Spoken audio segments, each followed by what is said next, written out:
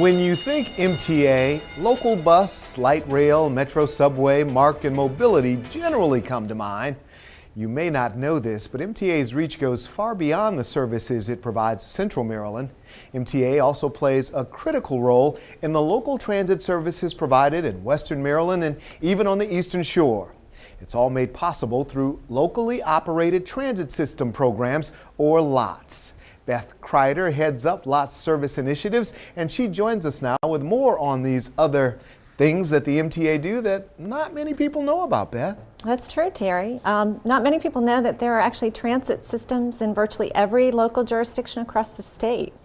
And they transport people to doctor's appointments, healthcare facilities, schools, shopping. They really improve the quality of life for them. And how does MTA play a role with these organizations? Well, we help to provide funding, we provide technical support, and then we provide oversight of them. So we give them grant money to help execute their programs and projects. Give us an example of a program that the LOTS program has supported that most people don't know about. Well, probably the one that's most remote of any is Garrett County. I mean, if you think about how rural a jurisdiction that is, they actually have a transit system that provides transportation. Demand response a little different than what we see here in Baltimore, but it carries people to doctor's appointments and shopping and wherever they need to go. So providing invaluable services in rural areas of the state as well as in the central regions here. You said the MTA plays a role in helping to fund these organizations. How do you do that? Well, a couple different ways. First and foremost, we receive federal funding, which we are the recipient of, and we grant that through contractual agreements with the local jurisdictions. So they receive federal funding that comes out of FTA. And then the state also has some programs that fund additional funding, provide additional funding to support those programs. But funding also comes from the local jurisdictions themselves. They provide probably 50 to 60% of the funding in those jurisdictions. So it's really a joint effort through many partners to make it happen. Have you got any major initiatives underway right now on the Eastern Shore? There are a couple of major projects down on the shore right now. Probably the largest one is a new operations facility in Salisbury for, excuse me, Tri-County Council for the Lower Eastern Shore. Through federal funding, state funding, and local funding, they have been able to buy an old facility that they've converted into a sort of a headquarters building, and they're actually being able to consolidate 5 different locations under one roof, which is kind of neat because it's the first time that they've been able to do that in their existence. So they'll see a lot of efficiencies and effectiveness as a result of that. And then we're working with Ocean City. Not everybody knows that Ocean City buses are actually a locally operated transit system. And so we're helping them with a study to look at their campus to see if they may need to make some improvements there with a new facility or changing the existing facility to meet those needs. I was also really excited to hear about an effort to purchase some all-electric buses going on out in Howard County, is it? Yeah, that's another really neat project that's underway at this point. We received a grant through the Tigger grant funding back a couple of years ago for an inductive charging system for Howard County. And Central Maryland Regional Transit, in partnership with Howard County, are working to develop that project.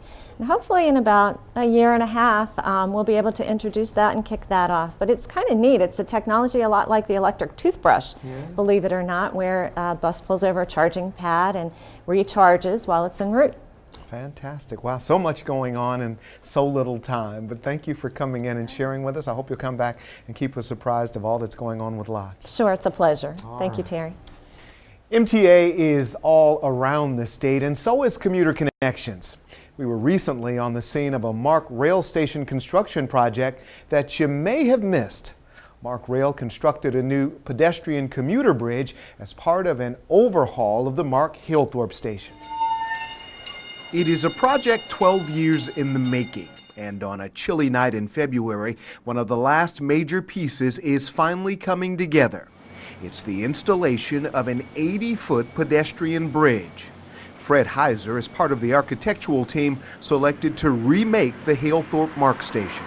What was here was nothing more than almost a glorified bus shelter with a little warming station at one end. The old Halethorpe station is being replaced with a state-of-the-art facility that features a Victorian design with 21st century appeal.